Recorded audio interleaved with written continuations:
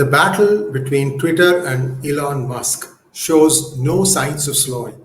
In a recent development, Elon Musk has requested a month's delay because he said he wants to subpoena the whistleblower that Parag Agarwal fired from Twitter.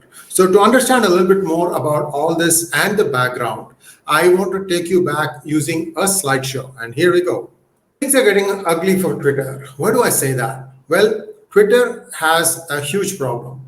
If it can't collect the $1 billion that was supposed to be the termination agreement money from Elon Musk, then it is an inadvertent or it is an implicit assumption that they do have more bots than they told in their disclosures. Nobody else is going to look at them. This is like a spurned suitor. Nobody is going to pick them up. And essentially what it means is that this will be the end of Twitter. May not be tomorrow, may not be next year, but definitely it is going to be curtains. You can see how Snapchat is in all sorts of problems now. The software company which was doing this disappearing messages is in big trouble. Partly because of execution, partly because of the fact that Signal is an open source distribution and anyone can write anything. You know, a little bit of programming, you can take Signal code base for free and then go and enhance it and make your own version of the app and you call it whatever you want.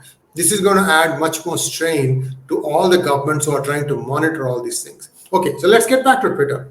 Now, what is happening is that Twitter is very sure, they think that they have put all the clauses under which Elon Musk will be still forced to pay the $1 billion. So they are digging in. They don't want to just walk away and say, we'll go somewhere else. So what really happened? On 23rd of August, Parag Agarwal, the CEO, fired Peiter Zatko, the CSO. And the CSO, that is the Chief Security Officer, he wrote that fully 35% of all Twitter employees are not having proper security set up. And you have to remember, and I don't know if you know this, but Twitter had written agreed that they will maintain all software security standards. And this was way back in 2011. So Twitter stands to be questioned in many ways by the government agencies as to how good was their security implementation. So that's one problem. What else is the problem? Now, there was this one guy, Alzabarah. This person was an employee apparently placed by the Saudi government in Twitter to monitor the activities of many Saudi dissidents. In fact, this person is alleged to have taken data from many other Twitter accounts of Saudi dissidents. For example, one could be Khashoggi. Anyway, so what happened was in 2018, Jack of Twitter, he's also the CEO of Square, he fired this individual, and now this individual is working in a government department in Saudi Arabia, and nobody knows where and what he's doing. So basically, they have hidden him there. But is this one country? Is it possible that there are more than one country that are doing that?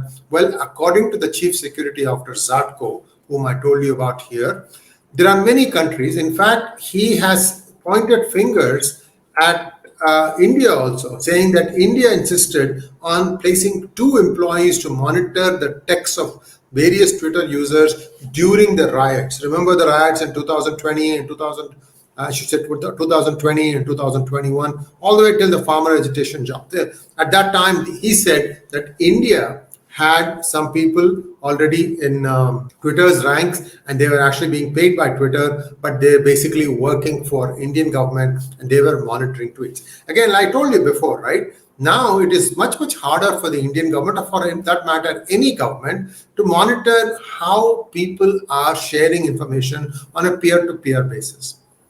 Somebody could take the code base from Signal, rename it to something else, and then come up with an app on his own.